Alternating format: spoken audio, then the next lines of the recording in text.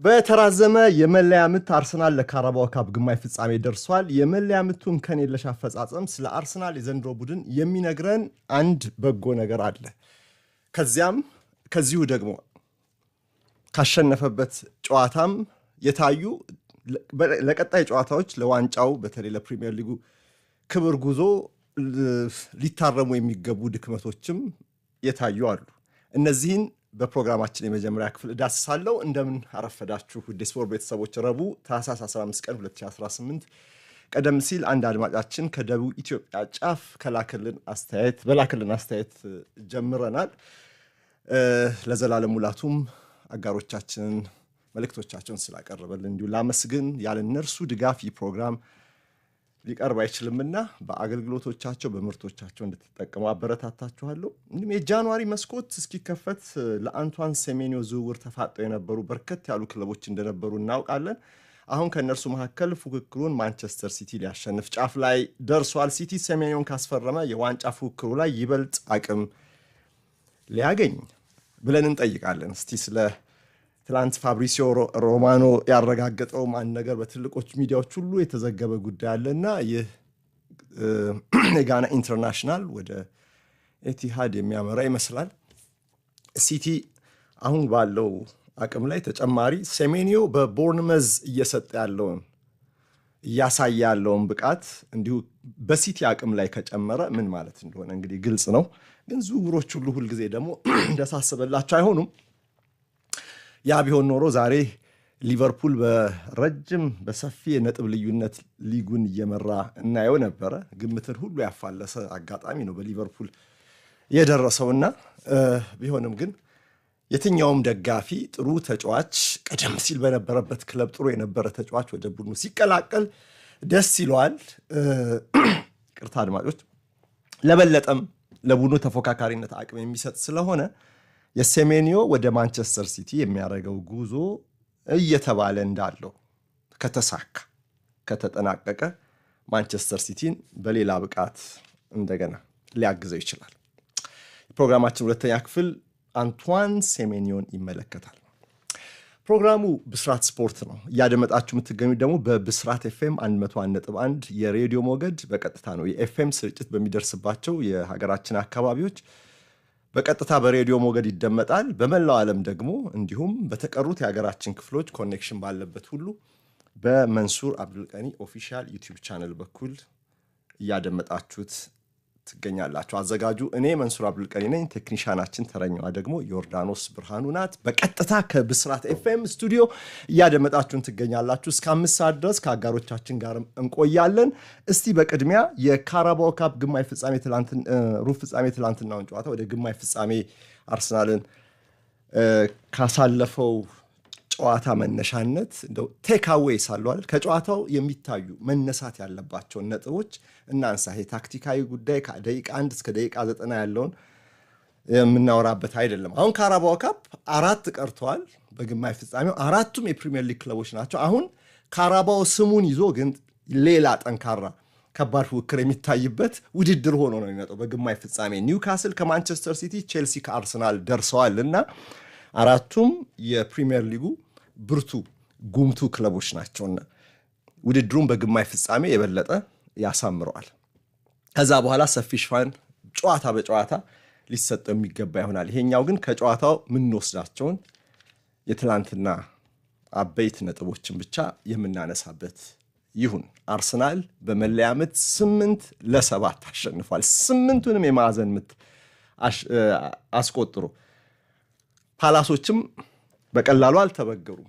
በመጨረሻ በሳቱት ነው የወደቁት። የመለያ ምቱ ማራቶን ምን ይነግረናል? ወደ ሰሚፋይናል ወደ ግማሽ ፍጻሜ ስለገባው አርሰናል የትላንት ጨዋታ ምለዋለኝ።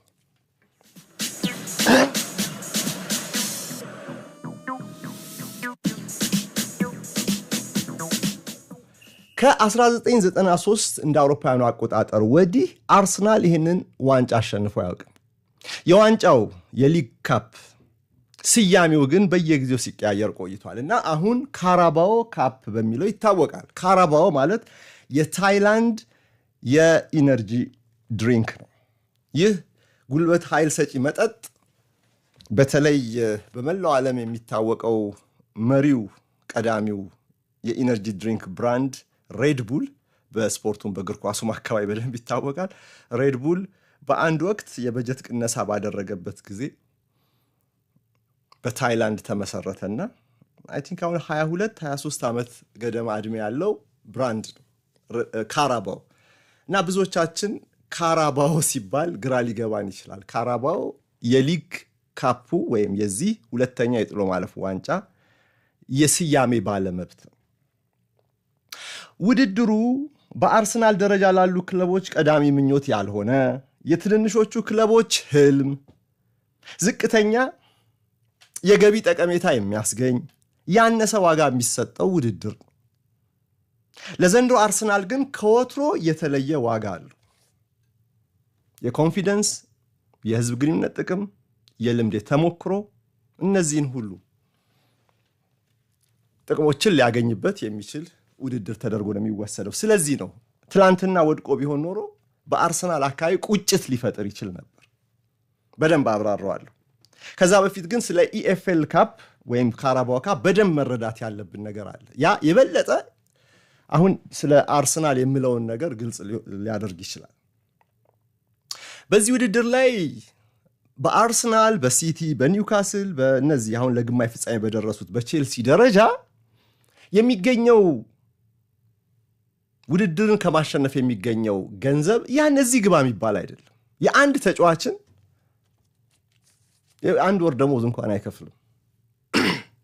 ለምሳሌ ባለፈው የውድድር ዘመን ኒውካስል ይህንን ካራባው ካፕን ሲያሸንፍ ያገኘው 100,000 ፓውንድ ብቻ ነው። በፍጻሜው ይሄ የሽልማት ገንዘብ ታምናላችሁ? 100,000 ፓውንድ ብቻ ነው። ሁለተኛ ስጨርስ የዋንጫው ተፋላሚ ሆነ ካጠናቀቅ ደግሞ በቀጥታ የሚሰጥ 50,000 ፓውንድ ነው። በእግር ኳሱ እንደዚህ ሚሊዮኖች፣ 10 ሚሊዮኖች፣ 100 ሚሊዮኖች እንደዚህ ለአሸናፊዎች በሚበተኑበት ዘመን 100,000 ፓውንድ ዋንጫ አሸንፈህ በፍጻሜው አሸናፊነት ማግኘት ምን ለነርሱ የኦቾሎኒ መግዣ ገንዘብ ያህል ለኪስ ገንዘባቸው እንኳን አይሆንም። እንደው በቀልድ መልክ እንግለጸው ካልን የገንዘብ ጥቅም ወይም ፕራይዝ መኒ የሚያጓጋ አይደለም። በዚህ ውድድር ላይ አሸናፊው ቢበዛ የዩኤፋ የኮንፈረንስ ሊግ ተሳታፊ ነው የሚሆነው። እሱም ቢሆን በኮንፈረንስ ሊግ ማጣሪያ ውስጥ ነው እንዲገባ የሚደረገው። ሲዝኑ በጣም ያራዝምብሃል። በሚቀጥለው የውድድር ዘመን ቀደም ብለህ ነው የሚጀምረው ማለት ነው። የኮንፈረንስ ሊግ ማጣሪያ ውስጥ የምትገባ ከሆነ ገና ውድድሮች ሳይሟሟቁ ቀደም ብሎ የምድቡ ተፋላሚዎች የምድቡ አላፊዎች እስኪታወቁ የማጣሪያ አለ። አንደኛ ዙር፣ ሁለተኛ ዙር ምናምን እየተባለ በዛ ውስጥ ነው እንድትገባ የሚደረገው። እና አሸናፊው ግን በፕሪሚየር ሊግ ሰንጠረዥ ላይ ቻምፒየንስ ሊግ እና የዩሮፓ ሊግ ተሳታፊ ሆኖ ካጠናቀቀ ደግሞ የኮንፈረንስ ሊግ ቦታው በአውሮፓ ካላለፉት ክለቦች ከፍ ያለ ደረጃ ለያዘው ይሰጣል። ካራባው እንዲህ ነው። ካራባው ካፕ እንዲህ ነው። አርሰናል ለገንዘብ ብሎ የሚያከናውነው ውድድር እንዳልሆነ ግልጽ ነው። ይኸው በጨዋታ ዕለት ገቢስ ብላችሁ እንኳን ብታስቡ ፖሊሲው ለየት ይላል። የዚህ ውድድር የጨዋታ ዕለት ገቢ ኤምሬትስ ላይ እንኳን ጨዋታው እየተከናወነ ከሚገኘው የጨዋታ ዕለት ገቢ 45%ን ተጋጣሚ ያገኛል።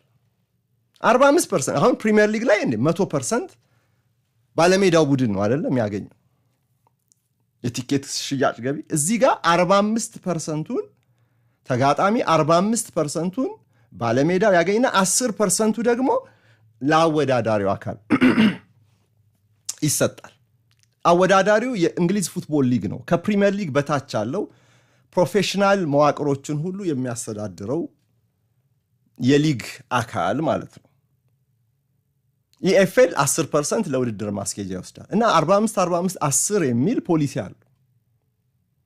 ለምን መሰላችሁ? አነስ ያሉ ክለቦችን በብዛት ስለሚሳተፉ በዚህ ውድድር ላይ አነስ ያሉ ፕሮፌሽናል ክለቦች ማለት በመጀመሪያዎቹ 4 ፕሮፌሽናል ዲቪዥን ውስጥ ያሉት የሚሳተፉ ስለሆነ ዝቅተኛዎቹ ክለቦችም እንዳጋጣሚ ከትልልቆቹ ጋር ሊጫወቱ ይችላሉ እና ወደ ለንደን መጥተው ሲጫወቱ የትራንስፖርት ወጪ ያለ የሆቴል ወጪ ያለ አጭር ጊዜም ቢሆን ሆቴል ይቆያሉ ሌላም ኦፕሬሽናል ወጪዎች አሉባቸውና ለዛ እንደዚህ አይነት ውድድር በዚህ የገቢ መጋራት ነው ማኔጅ የሚደረገው ለጉዞ ለሆቴል ለመሳሰሉት ያስፈልጋቸዋል ምንም ፕሮፌሽናል ክለብ ቢሆኑ ሁሉም ሀብታሞች ናቸው ማለት አይደለም የነ አርሰናል የነ ቼልሲ የነ ሲቲን ያህል አራተኛው እርከን ላይ ያሉት ፕሮፌሽናል ክለቦች ያላቸው ገቢ በጣም ከነዚህ በጣም ነው የሚያንሰው እና ሁሉንም የሚያሳትፍ ስለሆነ እንዲህ አይነት ርት ያልጎደለው የጥቅም ክፍፍል አለው ለአርሰናል ታዲያ ከጨዋታ ዕለት ገቢ እንኳን 45% ወጪ ተቀንሶ የሚሰጠው ስለዚህ ታዲያ ለምንድነው በዚህ ውድድር ላይ መሳተፍ የሚያስፈልገው አንዳንድ የትልልቅ ክለቦች አሰልጣኞችና አባላት በቃ ቢቀርስ ካራባኦ ካፕ ወይም ሊግ ካፕ ይላሉ በእንግሊዝ እግር ኳስ ደግሞ የባህል ወግ አጥባቂነት አለ ይሄ ኮንሰርቫቲቭ አመለካከት እድሜ ጠገብ የሆነውን ከትውልድ ትውልድ ሲሸጋገር የቆየውን ይህንን ውድድር በዚህ ሰዓት ላይ በወቅታዊ ሁኔታዎች ምክንያት መሰረዝ ባህልን ማጥፋት ተደርጎ ይወሰዳል ልክ እንደ ፈረንሳይ እግር ኳስ ኩፕ ደ ላ ሊግ ይሉት ነበር እነርሱ ሁለተኛውን ዋንጫ ኩፕ ደ ላ ሊግን ሰርዘዋል ኩፕ ደ ፍራንስ የሚባለውን ኤፍኤ ካፓቸውን ብቻ አስቀርተዋል በዚህ ዘመን ጨዋታዎች በበዙበት ዘመን የጨዋታ መደራረብ ነው የሚያመጣው በሚል ነው ይበልጥ የጨዋታ መደራረብ ያለባቸው አሁን አርሰናል እና ክሪስታል ፓላስ አሁን ትላንትና በካራባኦ ካፕ ነው የተገናኙት ፓላሶች አይታችኋል ፓላሶች ድካም ይታይባቸዋል ድካም በጣም ነው የሚታይባቸው የነበረው ልዩነት በጣም ሰፊ ነበር እስከ ረፍት ድረስ ብትመለከቱት 80% የኳስ ቁጥጥር ያርሰናል ነበር እኔ እንደዚህ አይነት ልዩነት እስከ ረፍት አላየውም በፕሪሚየር ሊግ ክለቦች መካከል በተለይ ከሰንጠረዥ በላይ ያሉ ክለቦች መካከል በተደረጉ የትኛውም ጨዋታዎች እስከ ረፍት 80% በፖሴሽን ረገድ 12 የጎል ሙከራ አርሰናል ሞክሮ አንድም ጎል አላገባም እና I think በዲሴምበር በዚህ በፈረንጆቹ እየተጠናቀቀ ባለው ወር ሰባተኛ ጨዋታቸው መሰለኝ አይደለ ለክሪስታል ፓላስ ሰባተኛ ጨዋታቸው ምክንያቱም በአውሮፓም እየተሳተፉ ነው የሚገኙት እና እንደ አርሰናል ላለ ሰፋ ያለ ስብስብ ለያዘ ቡድን ተደራራቢ የጨዋታ መርሃ ግብር ሲያጋጥም በስብስቡ መቼም አሰልጣኞቹ በደንብ ደቂቃዎችን ማኔጅ አድርጉ እንጂ ጫናን ወይም ሎድን ለማጋራት ያስችላል ለምሳሌ አርሰናል ከቅዳሜው የኤቨርተን ጨዋታ 8 ተጫዋቾችን ቀይሮ ነው በመጀመሪያ አሰላለፍ የገባው ትላንት የስብስብ ስፋትና ጥልቀት ሲኖርህ እንደዚህ ባለ ቅንጦት ውስጥ እንድትኖር ያስችላል እነ ክሪስታል ፓላስ ጋር ግን ይሄ እውነት አይሰራም በተጨማሪ ደግሞ ለክሪስታል ፓላስ ካራባኦ ካፕ በጣም ትልቅ ነው ለአርሰናል ከሚሰጠው ጥቅም ይልቅ በወትሮ ሚዛን ስንመዝን ከስንት ዓመት በኋላ ነው ኤፍኤ ካፕን ያሸነፉት እድሜ ለዛሬው የአርሰናል ተጫዋች ኤቤሬቺ ኤዜ ትላንት በተቃራኒው ከክሪስታል ፓላስ በተቃራኒ ለተሰለፈው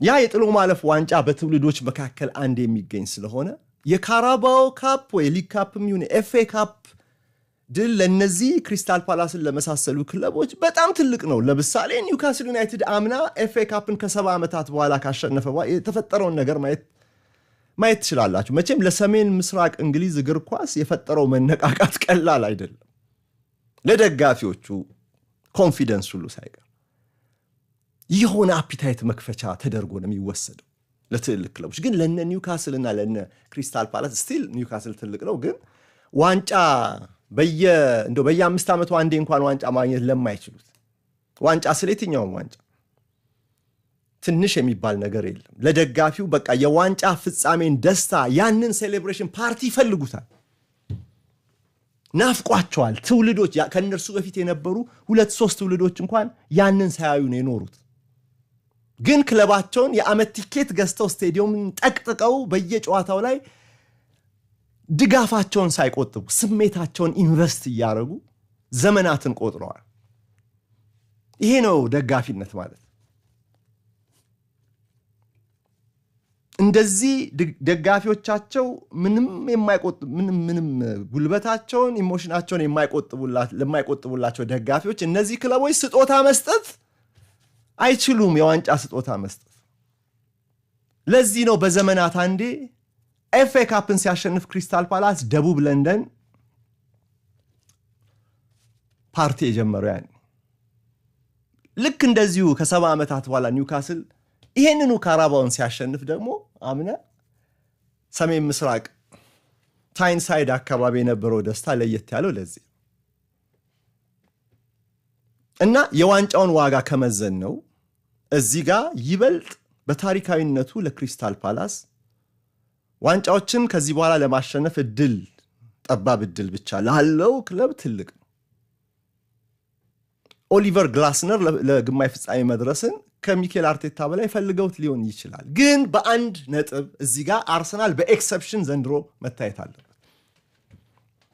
በስተቀር ይሄ ከዚህ ዘመን በስተቀር ብለን አሁን ሚኬል አርቴታና ተጫዋቾቹ በአጠቃላይ ክለቡ አመራር በ5 ዓመት ውስጥ አንድም ዋንጫ አላገኘም፣ ተፎካካሪነትን ብቻ ነው ያሳየው፣ እመርታ አሳይቷል ግን ዋንጫ የለውም የሚል ትችት አለባቸው።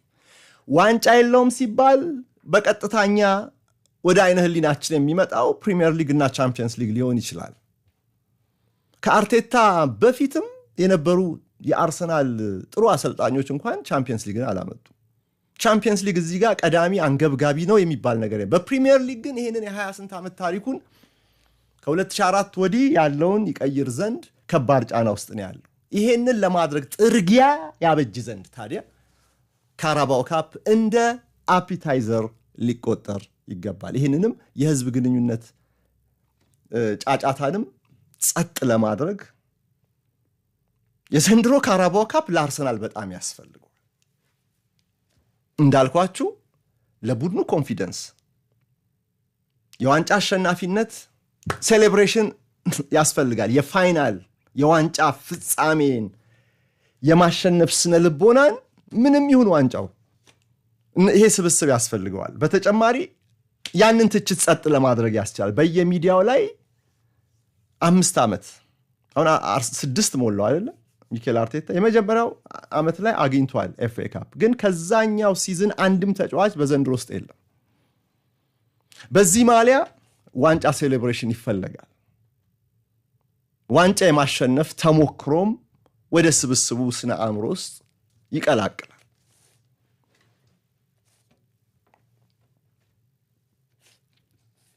እና ሚኬል አርቴታ እና ረዳቶቹ ከወትሮ በተለየ ከተዘጋ በር በስተጀርባ ቢደሰቱ አይገርመኝም። እኔ የሚያስፈልግ ነገር አለ እዚህ።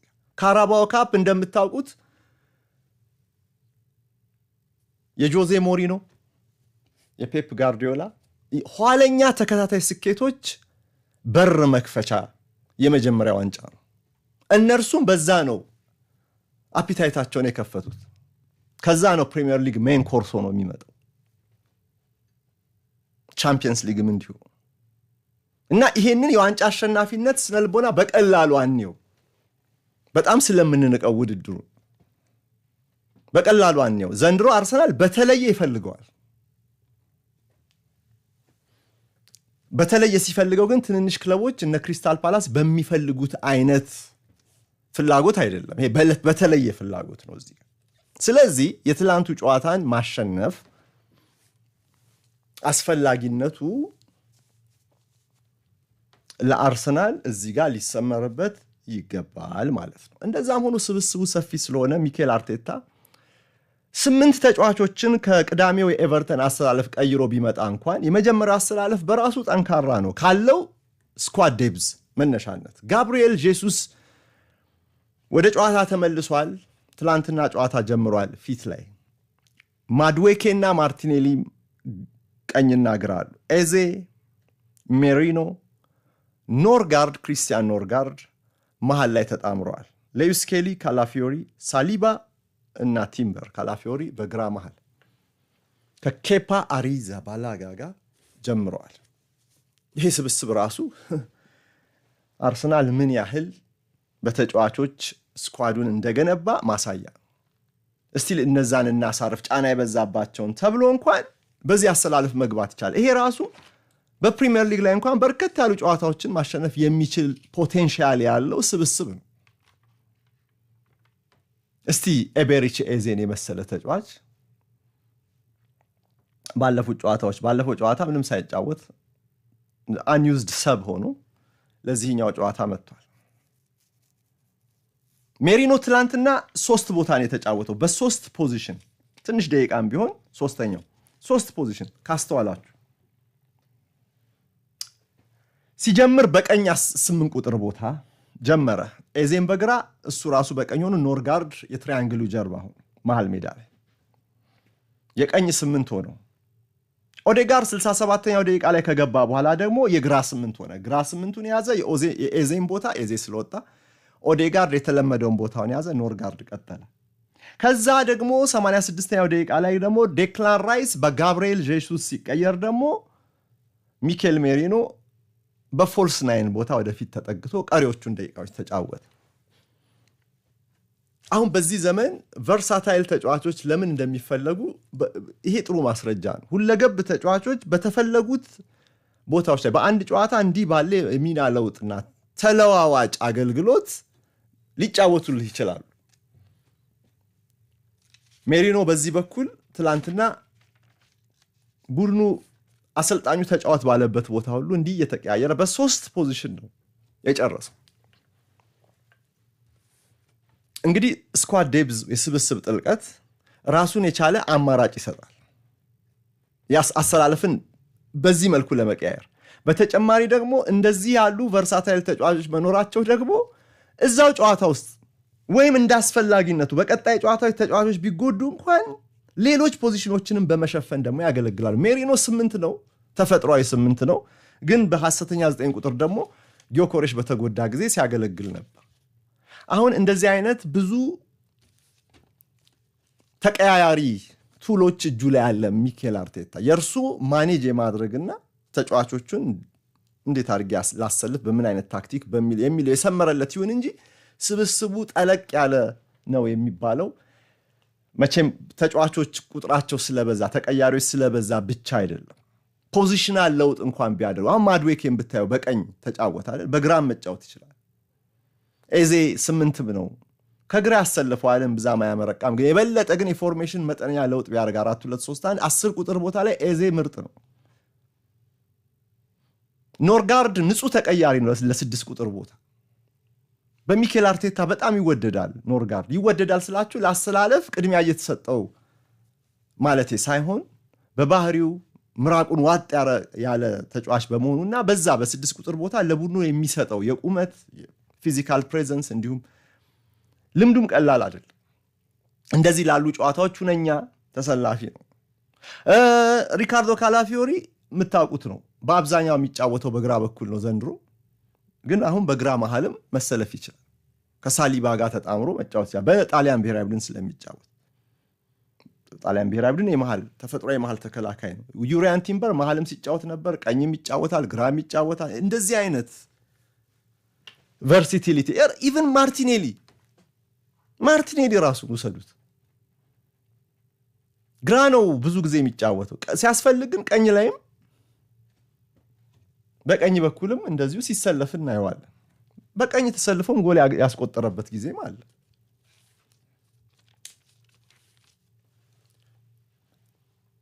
እና እንደዚህ ባሉ ጨዋታዎች ላይ በዚህ መልኩ ማሸነፍ ከተቻለ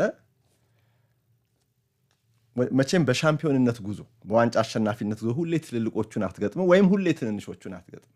እንዳስፈላጊነቱ ለትንንሾቹ ለዘብ ያለውን አሰላለፍ ትጠቀማለህ፣ ለትልቆቹ ደግሞ ጠንካራ የምትለውን አሰላለፍ ትጠቀማለህ። ይሄ መቀያየር በርከት ያሉ ተጫዋቾች እንዲያርፉ በዚህ ተደራራቢ ጨዋታ ተጫዋቾችን እያዛለ ባለበት ዘመን ላይ ቁልፍ ተጫዋቾችም ትኩስ ጉልበት እንዲያገኙ ያስችላል። ለምሳሌ ማን ነው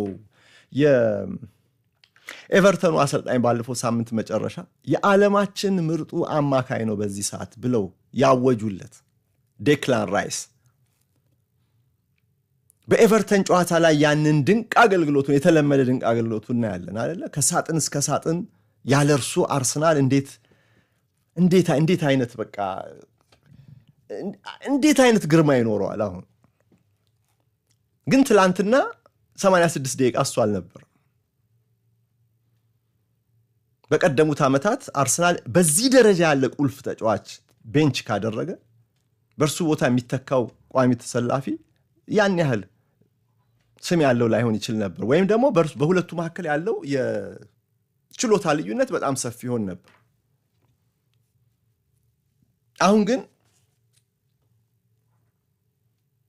ጎላንሱ ይሆናል አርቴታ እንዳለው ማርጂኑ በጣም መስፋት ነበረበት አለ እንጂ ያለ ሜሪኖ የመጀመሪያውን ግማሽ ተጽዕኖ የበላይነት በደም ማየት አሰስ ማድረግ ያስፈልጋል። ተጋጣሚው ክሪስታል ፓላስ ነው። በጣም የተደራጀ ቡድን ነው። ደክሞ እንኳን አደገኛ ነው። አስቸጋሪ ነው ለተጋጣሚ። ኦሊቨር ግላስነር ለትልቅ ክለብ ከዚህ በኋላ የሚታጩት እኮ በክሪስታል ፓላስ በሰሩትም በዚህ አንጻራዊ አስደናቂ ስራም ምክንያት ነው እንጂ ከሌቨርኩዘን ጋር ከፍራንክፈርት ጋር ይቅርታ ዩሮፓ ሊግን ስላሸነፉ ብቻ አይደለም። ይሄ ውድድር ዘመን ሲጠናቀቅ ከንስሮቹ ጋር ይለያያሉ። ያን ጊዜ ትልቅ ክለብ ክፍት የሥራ ቦታ ካለ እሳቸው መፈለጋቸው አይቀርም። ከዚህ በላይ ኃላፊነት ሊሰጣቸው የሚገባ ናቸው። እንዲያውም የመጀመሪያው ግማሽ ላይ ግብ ጠባቂያቸው ብዙ ኳስ አዳነላቸው። እርግጥ ዋልተር ቤኒቴዝ 3-4 ጎሎችን አርሰናል ማስቆጠር ይችል ነበር። ያው ግብ ጠባቂው ማዳነ ከተባለ ቡድኑ ነው የቡድኑ አካል ነው። ግን በቀላሉ እጅ የሰጡ አይደሉም። እንግዲህ በዚህ ጨዋታ ትላንት አርሰናል ደካማ ጎኖችን አሳይቷል። ደካማ ጎኖቹን አሁንም እንደገና የሰሞነኛ ደካማ ጎኖቹን ገልጧል። ይሄንን ሚኬል አርቴታ ማረም አለበት። እኔ አይደለሁም እዚህ ላይ አሁን የምለው። ትላንትና ከጨዋታ በኋላ አንድ ተጫዋች ይሄን ነገር በደንብ አጽንኦት ሰጥቶ ሲናገር ተደምጧል። ቆይ ከዛ በፊት እስከ 80ኛ ደቂቃ ድረስ አርሰናል የበላይነቱ በጎል ሙከራም በፖሴሽንም በምንም ቢሆንም ግን ጎል ማስቆጠር አልቻለም። ከዛ ነው ከማዕዘን ምት የተነሳ ይሄ ማክሰንስ ሌኳ ትላንትና ጥሩ ምሽት አላሳለፈም። በራሱ ላይ ያስቆጠረ 80ኛው ደቂቃ ላይ አርሰናል በኦንጎል ነው 1-0 ሲመራ ቆይቶ መደበኛውን 90 ደቂቃ ያለፈው 94ኛ ደቂቃ ላይ ሲሆን ማርክ ጌይ አስቆጠረባቸውና ውጤቱ 1-1 ሆነ። 94ኛ አስቡት። ኦንጎልና ኦንጎል አስቆጠሩ፣ ባለቀ ሰዓት ተቆጠረባቸው። ይሄ ታሪክ የቅርብ ጊዜ በፕሪሚየር ሊጉ ላይም አርሰናል ያጋጠመው ታሪክ ነው አይደል? ይሄ ተደጋገመ። ይሄ ነገር ተደጋገመ። በፕሪሚየር ሊጉ ላይ ይሄ ነገር መቀጠል የለበትም። የቅርብ ጊዜ ጨዋታዎችም ያሳዩት ይሄንኑ ነው። አርሰናል ያለፉት 3 ጎሎቹን ከወልቭስ ጋር 2 ጎሎች ኦን ጎል ናቸው።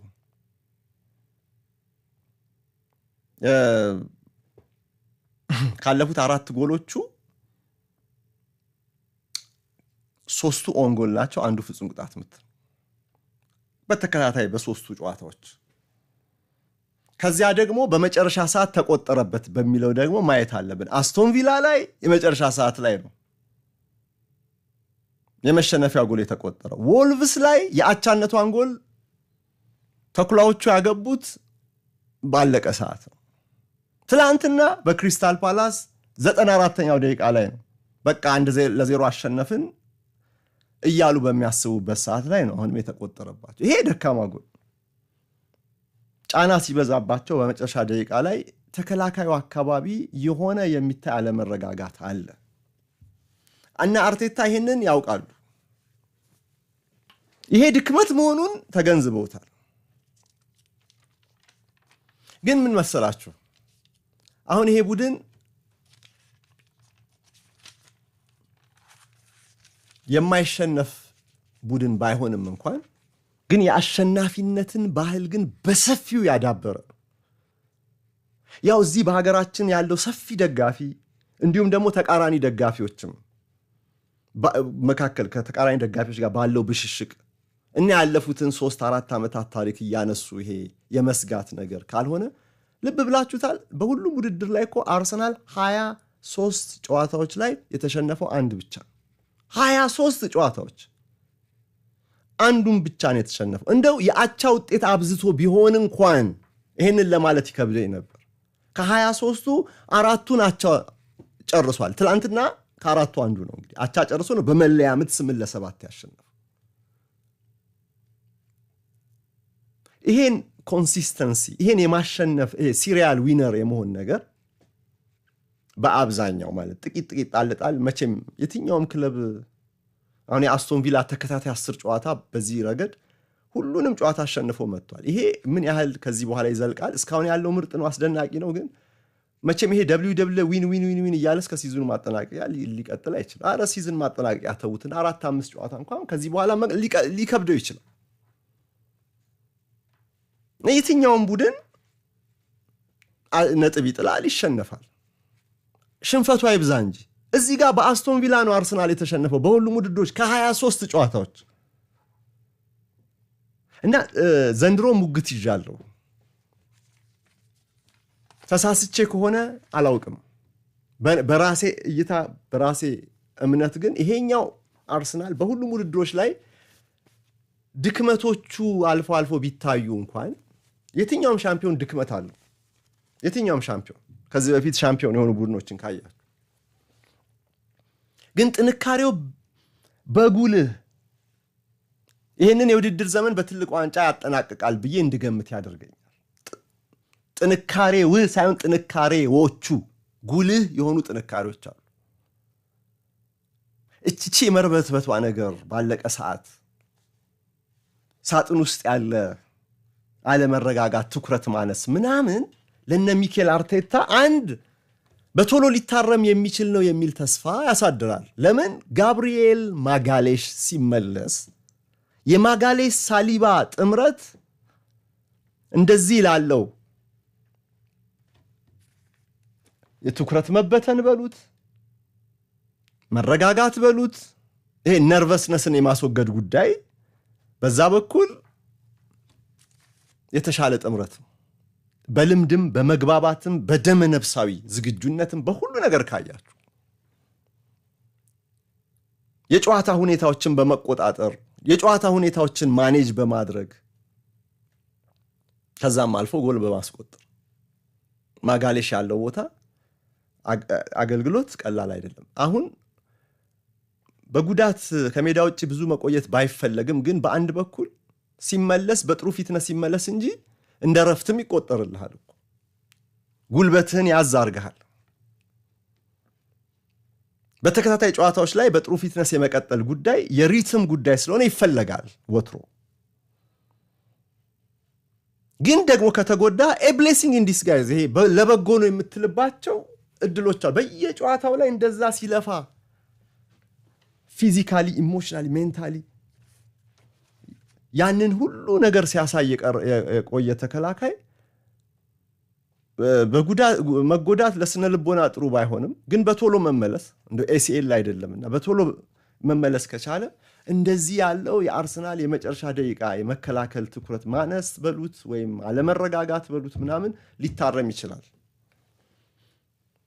አሁን ባክፎሩ ብዙ እየተቀያየረ ነው በየውድድሩ ላይ ውድድር አይነቱ ሲቀያየር ግን ይሄው ነገር ይሄው ኦንጎል በኦንጎል መምራት በኦንጎል ማሸነፍ እና በመጨረሻ ሰዓት ጎሎች የመቆጠሩ ነገር ግን አሁን የሰሞነኛ የአርሰናል እውነታ ሆኖ መጥቷል። እያሸነፍክ ድክመትህን ብታረም ነው የሚሻለው። እየተሸነፍክ ኮንፊደንስ እየተሸረሸረ ለማረም ከምትሞክር ይልቅ በዚህ በኩል አርሰናል ጥሩ መስመር ላይ ነው ያለው፣ ግን ድክመቶቹ መታየት አለባቸው። ግን ይሄ አሁን ቅድም ባልኳችሁ በደጋፊዎች መጓጓት ምክንያት ባለፉት 3 ዓመታት በነበረው ስጋት ምክንያት እና በተፎካካሪ ደጋፊዎች መበሻሸቅ ምክንያት የአርሰናል ደጋፊዎች እዚህ ጋር አንዳንድ ጊዜ የኮንፊደንስ መላላት ምናምን ይታይባቸዋል፣ መጠራጠር ይታይባቸዋል። ግን ይሄኛው አርሰናል ተለይቶ ነው ካለፉት ዓመታት ተለይቶ ነው የሚታየኝ። ከተሳሳትኩኝ እስቲ እናያለን ወደፊት። ለትልቅ ዋንጫ አሁን ዝግጁ የሆነ በቃ ይሄ ምንድነው የሻምፒዮንነት ማቴሪያል አለው የምትለው አይነት ነው። ተቸግሮም የማሸነፍ ነገር ይሄ አንዳንዴ ግትር ያለ ቡድን ሆኖ ታዩታላችሁ። በቀላሉ ጎል ማይቆጠርበት ሆኖ ቢቆጠርበትም በሆነ መንገድ ያስቆጥርና ሳይሸነፍ ይወጣል። ሬር ነው መሸነፈው። በአስቶን ቪላ ጨዋታ ላይ እጅ የሰጡበት ይሄ አንድ ድክመታቸውን የመጨረሻ ሰዓት ግን አስቶን ቪላ ደግሞ እንደውም ከዩናይትድ ጋር ሲጫወት እንደዛ አይነት ብርቱ ሆኖ አላየሁትም። ለአስቶን ቪላ ደግሞ ክብር መስጠት ያስፈልጋል። በዋንጫ ጉዞ ላይ ምዕራፎች አሉ አይደል? ከነዛ ምዕራፎች አንዱ መሸነፍ ነው። ልትሸነፍ ትችላለህ። በዚህ ዘመን በፕሪሚየር ሊግ ኢንቪንሲብል የሚባል ነገር የሚሆን አይደለም። አሁን ባለፈው ሳምንት አሁን መቼ ዕለት ነው አይ ቲንክ የሳምንቱ መጨረሻ ላይ ጋርዲያን የተባለው ጋዜጣ ሃርድ ኮፒውን አግኝቼ ነበርና በሁለት ገጹ እንደዚህ ዘርግቶ የእያንዳንዱን ክለብ የ20ዎቹ አንድ ዕውቅ ደጋፊዎች አስተያየት እንዲሰጡ አደረገ። አስተያየታቸው ከወቅታዊ ቡድናቸው ሁኔታና ምን እንደሚጠብቁ በዚህ የውድድር ዘመን ማጠናቀቂያ ላይ ከተነሳ ጥያቄ ከዛ መነሻነት ነው እና አርሰናል፣ ማንቸስተር ሲቲ፣ ማን ዩናይትድ፣ ሊቨርፑል፣ ቼልሲ ትልልቆቹ ክለቦች ላይ እነዚህ ዕውቅ ደጋፊዎች የሰጡትን አስተያየት አትኩሬ አየሁኝ። ወልቭስ ምናምን ይሰራልኛል። አድማጮቼም ስለ ወልቭስም ማድመጥ አይፈልጉም። እና የአርሰናሉ ደጋፊ እዛ ጋር የጻፈው ልክ አሁን እዚህ በሀገራችን ያሉ የአርሰናል ደጋፊዎች እንደው በዙሪያ የሚገጥሙኝ ላይ ያለው ጥርጣሬ ነው። እዛ ላይ የምታዩት ማንቸስተር ሲቲን እንደሚሰጋ እዛ ላይ ገልጿል። ይሄ መቼም የአደባባይ ሚስጥር ነው። የሲቲ ማንሰራራት እንደሚያሰጋው ገለጸ። ግን የአርሰናል የቡድኑን ደግሞ ጠንካራ ጎኖች አነሳና አሁንም ቢሆን ሻምፒዮን እንሆናለን የሚል እምነት አለኝ፣ ግን ሲቲን ብሎ ነው እዛ ኦነስቲ አለ። እዛ ሁሉም በግልጽ ነው የሚሰማቸውን የተናገሩት። እና ነገር ግን ይላል የዋንጫ ጉዟችን አስተማማኝ እንዲሆን የሳሊባ እንደ ማጋሌሽ ጥምረት መመለስ አለበት። ያ ማለት አሁን ሳሊባ አለ አሰላለፍ ውስጥ ማጋሌሽ መመለስ አለበት። እነሱ ካሉ የአርሰናል የመከላከል አደረጃጀት ለወጥ ያለ ነው። የመጨረሻው መስመር ቢሆን የማጋሌሽን ቁልፍነት እዚህ ጋር ያሰምርበትና ገምት ሲባል ሻምፒዮን መሆን ብሎ ነው የገመተው። ሻምፒዮን እንሆናለን ብሎ ገመተና ግን ጥርጣሬ ያለው ንግግር ውስጥ ማንቸስተር ሲቲ ደጋፊ ምን እንዳለ ታውቃላችሁ? ሲቲ አሁን ተመልሰናል፣ ወደ ዋንጫ አሸናፊነቱ መልክ መተናል፣ አሁን ሽግግሩ በደንብ መልክ ይዞ አስተማማኝ መስመር ላይ ነው ያለው የመሳሰሉ እንዲህ አይነት ቃላት ይጠቀምና ቃል በቃል አይደለም የምነግራችሁ። ገምት ሲባል አንደኛ ነው ያለው። አንደኛ ዘንድሮ የምንጨርሰው ሻምፒዮን ሆነ እንዴ። የማንቸስተር ዩናይትድ ደጋፊ 5ኛ ብሎ ነው እዛ ጋር ከማብራሪያ ጋር። የሊቨርፑል ደጋፊ 4ኛ ብሎ ከማብራሪያ ጋር። ግን ሊቨርፑል ማንቸስተር እዚህ ላይ ርዕሳችን ስላልሆኑ ልተዋቸው እና እዛ ላይ አሁንም የአርሰናል እነዛ ጥርጣሬዎች በደጋፊዎች ዘንድ ያሉት የሚመስለኝ እኔ ካለፉት ዓመታት ትራውማ መነሻነት ነው። ግን ይሄኛው በደንብ የተጠናከረ ቡድን ነው። የተጫዋች ስብስብ ጥራትን የተንተራሰ ብዙ ጥቅም ብቻ ሳይሆን ብዙ ማቹሪቲ አለ። እንደ ቡድን የመብሰል ነገር አለ። እንደ ትላንቱ ያሉ ጨዋታዎች አስቸጋሪ ናቸው። 8 የመለያ ምት ነው በማራቶን መልክ 8ቱንም የመለያ ምቶች ነው ያስቆጠሩት አርሰናሎች። ኦዴጋርድ፣ ራይስ፣ ሳካ፣ ትሮሳር፣ ሜሪኖ፣ ካላፊዮሪ፣ ቲምበር፣ ሳሊባ የዋዛ ናቸው እንዴ? ፓላሶችም 7ቱን አስቆጥረዋል እኮ 8ኛው ላይ ነው እነሱ። ማን ነው አሁንም ጊልቲ? ማክሰንስ ላክሯ የ25 ዓመቱ ፈረንሳይ ሜትር ከ90 የሚረዝመው የመሃል ተከላካይ በእናቱ ዶክተር በአባቱ ነርስ ነው። እናቱ ዶክተር ናቸው፣ አባቱ ሁልጊዜ ሌክሯ ሲባል ትዝ የሚለኝ ይሄ ነው። በታሪኩ ላይ ጓዳሉፒያን ማዳጋስካር ዝርያ ነው ያለው። ተውት ስለ ታሪኩና ትላንት አሰልጣኙ ምን አሉ? የክሪስታል ፓላስ አሰልጣኝ ማንም መወቀስ የለበትም። አንድ ተጫዋች ነው አሁን ልዩነት ፈጣሪ እዚህ ጋር በአሉታ ራሱ ላይ ጎል አስቆጠረ፣ አርሰናል መምራት ጀመረ። ፓላስ ራሱ ላይ እንዲያስቆጥር ምክንያቱ ሌክሯ ነው። ከዛ ደግሞ መለያ ምቱን ሰዓት ውይ የትላንቱ ምሽት ለሱ እንዴት ይሆን? መጥፎ ቀን ነው የሆነበት። ግን አሰልጣኝ ግላስነር ግን ተከላከሉለት። ማንም በቃ እኛ እንኳን የተለመደ አገላለጽ አለ፣ የሚሰራ ይሳሳታል የሚል። ቋሚ ተሰላፊ ነው፣ ሁሌ ጥረት ያደርጋል፣ ለቡድኑ ጥንካሬ አንድ ተጠቃሽ ተጫዋች ነው። ግን ያጋጥማል፣ ባደይሳሉ። ለትላንትና ለማክሰንስ ሌክሯ መጥፎ ቀን ነበረ። ምክንያቱም ቅድም ከነገርኳችሁ የክሪስታል ፓላስ ይሄንን ዋንጫ ለማሸነፍ ከመጓጓቱ ታሪክ መነሻነት እና አርሰናል 80ኛ ደቂቃ ላይ ነው እንግዲህ ኦንጎል የተቆጠረለት ብያቸዋለሁ። 1-0 የሚመራበት እስከ 80ኛ ደቂቃ ድረስ 0-0 ሳለ 19 የጎል ሙከራ የሞከረው 19። ከዚህ ውስጥ 5ቱ ኢላማቸውን የጠበቁ ናቸው። አንድም ጎል አላገባም። ክሪስታል ፓላስ 6 ሞክሯል፣ ግን አንዱም ኦን ታርጌት አይደለም። አርሰናል 9 ሙከራዎችን ብሎክ ተደርጎበታል። 9 ሙከራዎቹ እስከ 80ኛ ደቂቃ ድረስ ነው ምላችሁ። የጋብሪኤል ጄሱስ 5፣ የማዱዌኬ 5፣ ካላፊዮሪ እና ቲምበር 3-3። እነዚህ ሙከራዎች ሁሉ ፍሬ አላፈሩ። ምንም የፈየዱት ነገር የለም። ጫና ከማሳደር ውጪ ኳስና መረብን አላገናኙ። በመጨረሻ ጨዋታው ሲጠናቀቅ አጠቃላይ ፖሴሽኑ ድርሻ የአርሰናል 69% ነበር። እስከ ረፍት እኮ ወደ 80% ነበር። ልብ በሉ።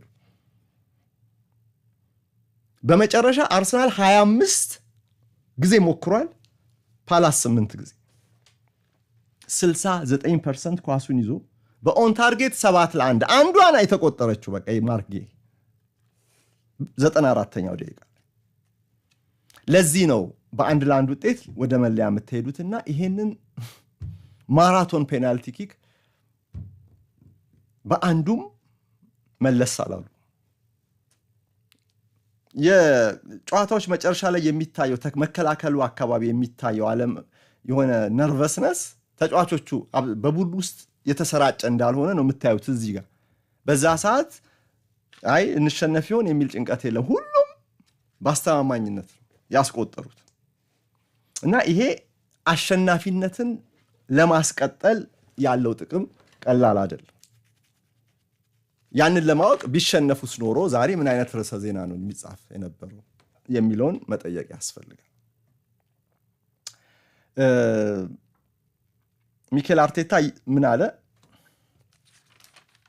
የምንፈልገውን አሳክተናል፣ ለግንባይ ፍጻሜ መድረስ ነበር የምንፈልገው፣ አሁን ደርሰናል አለ። ለትላንቱ ጨዋታ ዓላማው ወደ ቀጣዩ ዙር ማለፍ ነበር፣ እሱን አሳክተናል፣ ግን ማርጂኑ መስፋት ነበረበታል። ያው ከዚህ በላይ ጎሎች መቆጠር የነበሩበት ጨዋታ ነበር። አላስቆጠረም አርሰናል፣ በኦን ጎል ነው። ልብ በሉ። መለያ ምት ላይ ድንቅ ነበሩ፣ ግን በጨዋታ እንቅስቃሴ ግን አላስቆጠረም። ማነው? ኬፓ አሪዛባላጋ ነው ቅድም የጠቀስኩላችሁ። ይህንን ደካማ ጎን ቡድናችን ማረም ያለበት ያለው ባለቀ ሰዓት ጎል የመቆጠሩ ነገር አንደር ፕሬዠር ሲሆኑ ያለ መረጋጋቱ ነገር እንደዚህ አይነት ህጸጾች መታረም ይኖርባቸዋል። እንግዲህ ለዋንጫው ፉክክር ጉዞና ይህን ጉዳይ ማሻሻል አለብን፣ ግልጽ ድክመት ነው ያለው ኬፓ አሪዛባላጋ። እንግዲህ ልድገመው፣ አስቶን ቪላ ላይ በመጨረሻ ሰዓት ተቆጠረባቸው። ወልቭስ ላይ 2 ኦን ጎል አስቆጥሮ ባሸነፉበት ጨዋታ ላይ ተጋጣሚ ኦን ጎል አስቆጥሮ ባሸነፈበት ጨዋታ ላይ ይሄ ያቻነቷ ጎል 1-1 የሆነው አርሰናልን ጭንቅ ውስጥ የከተተችው ጎል የተቆጠረችው ባለቀ ሰዓት ነው። ትላንት ደግሞ ማርጌ በ94ኛው ደቂቃ ላይ ነው ያስቆጠረባቸው። ይሄ ተከታታይ የመጨረሻ ሰዓት የባከነ ሰዓት ኦልሞስት በቃ ጨዋታውን ጨርሰናል የሚል መዘናጋት ይሁን መጨነቅ ይሁን እዚህ ጋር በፈለጋችሁት ግለጹት። ግን የመጨረሻ ደቂቃ እንደዚህ አይነት ጎል የማስተናገድ ጸባይ የሰሞኑ አርሰናል ደካማው ጸባይ ሆኖ ይታያልና ይሄ መታረም አለበት ብሏል ኬፓ አሪዛባላጋ። ትላንትና በዴቪድ ራያ ቦታ በቋሚነት የተሰለፈው ግብ ጠባቂ። እንግዲህ አርሰናል 1-1 ጨርሶ በመለያ ምት ወደ ግማሽ ፍጻሜ አልፏል። አሁን የግማሽ ፍጻሜ ተጋጣሚዎች 4ቱ አንደኛው ጨዋታ የለንደን ደርቢ እንዲሆን ምክንያት ሆኗል። ቼልሲ ከአርሰናል ጥር 6 የመጀመሪያው ጨዋታ፣ ጥር 26 የመልሱ ጨዋታ ይከናወናል። ኒውካስል ከማንቸስተር ሲቲ ጥር 5 የመጀመሪያው ጨዋታ፣ ጥር 27 የመልሱ ጨዋታ ይከናወናል። እንግዲህ እንደጠራኋቸው ስማቸው እንደጠራሁት በቅድሚያ ስማቸው የተጠራ ባለሜዳ ናቸው። በመጀመሪያው ጨዋታ ኒውካስል ከማንቸስተር ሲቲ ስታንፎርድ ብሪጅ ላይ የመጀመሪያው ጨዋታ፣ ሴንት ጄምስ ፓርክ ላይ የመጀመሪያው ጨዋታ፣ ቼልሲ ከአርሰናል ስታንፎርድ ብሪጅ ላይ የመጀመሪያው ጨዋታ ይከናወናል ማለት ነው። የዛ ሰው ይበለን እንግዲህ ግማሽ ፍጻሜውን ለማየት። እድልና አጋጣሚዎች ፈጣን ተጠቃሚን ይመርጣሉ።